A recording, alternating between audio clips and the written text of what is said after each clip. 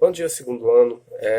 Vamos começar a nossa aula de hoje trabalhando o conceito de mudança em identidade e também vamos trabalhar o conceito de devir, tá? Na filosofia. Primeiramente, pessoal, eu queria fazer uma proposta de pergunta a vocês. As coisas estão sempre mudando? Tudo permanece da mesma forma? As coisas são como eram antigamente? Se nós pegarmos do pressuposto de que tudo à nossa volta está em processo de movimento e de que tudo está em aquilo chamado de um processo de mudança, ou seja, tudo está sempre mudando. A gente pode pegar o exemplo de nós mesmos. Quando vocês eram crianças, vocês tinham uma característica física diferente da que vocês têm hoje, adolescentes. Pegando até o exemplo do momento a qual nós vivemos, no momento de pandemia, o mundo a qual nós vivemos não existe mais.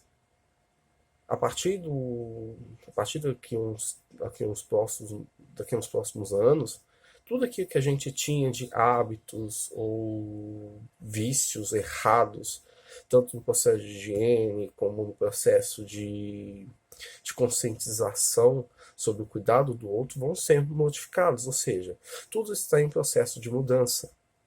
Ou seja, a pergunta inicial a qual eu fiz a vocês, de que as coisas estão sempre mudando, ela, de certa forma, pode ser uma afirmação. Ou seja, sim, tudo está em processo de mudança. Mas, com isso, chegamos a uma outra questão. E aquilo que não muda? Quais são as coisas que não mudam?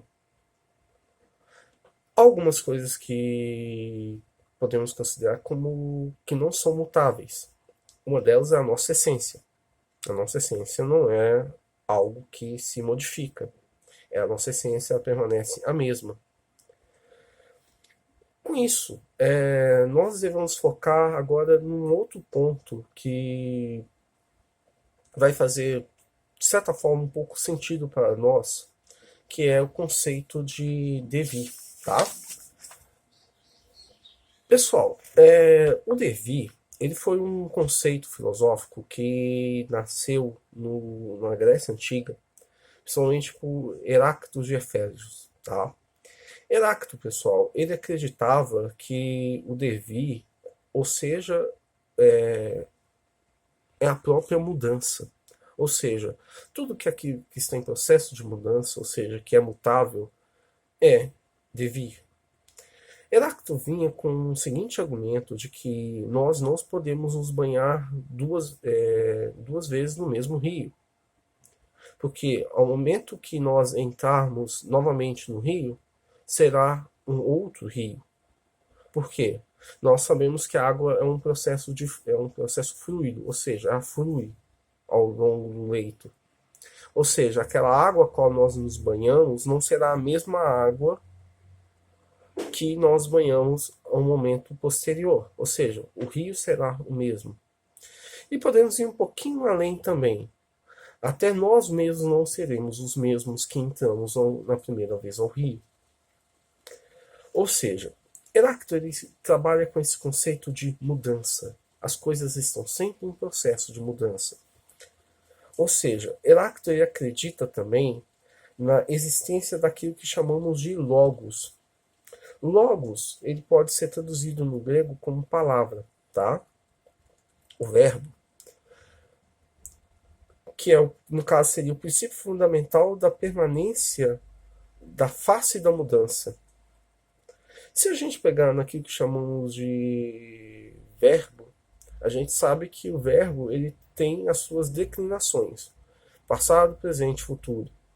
Se a gente pegar desse pressuposto, o processo da palavra também é um processo de mudança. Nós podemos tanto falar no presente, ou seja, no aqui e agora, e temos aquilo que chamamos de dois processos de mudança, tanto para o passado como para o presente.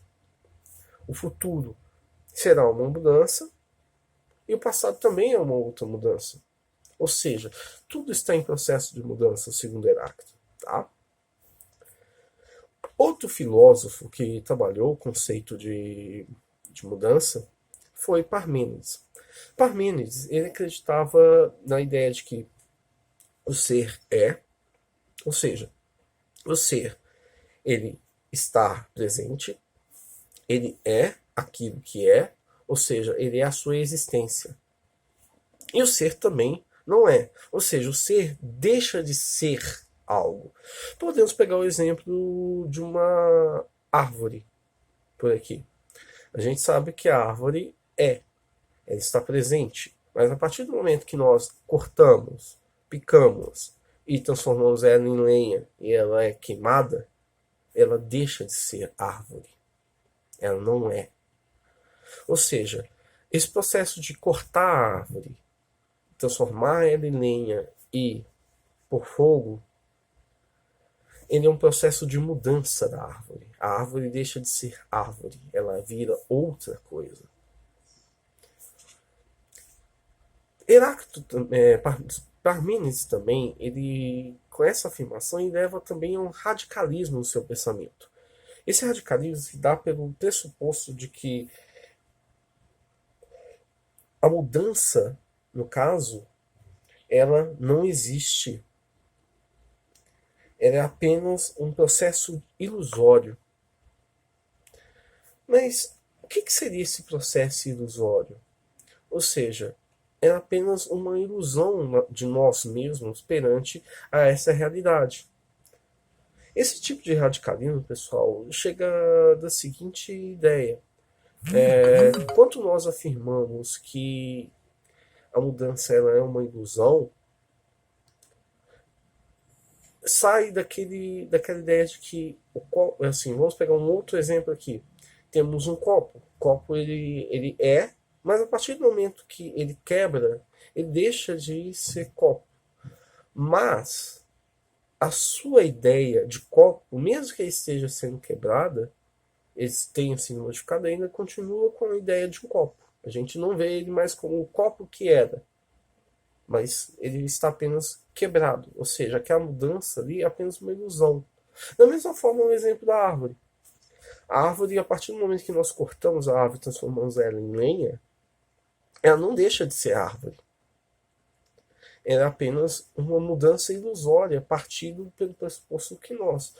Ou seja, quando ele chega a essa noção, ele afirma que tudo apenas é uma negação da possibilidade que seja uma mudança. Ou seja, chegamos a uma outra questão, a questão do nada. Mas isso é um outro ponto que nós vamos trabalhar não nessa aula, mas num futuro um pouco mais à frente, tá? Com isso, pessoal, eu encerro a aula de hoje. Espero que vocês tenham bons estudos, leiam a parte do livro, a qual é a aula de hoje, e espero que vocês tenham uma boa semana, tá? Muito obrigada e até a próxima aula.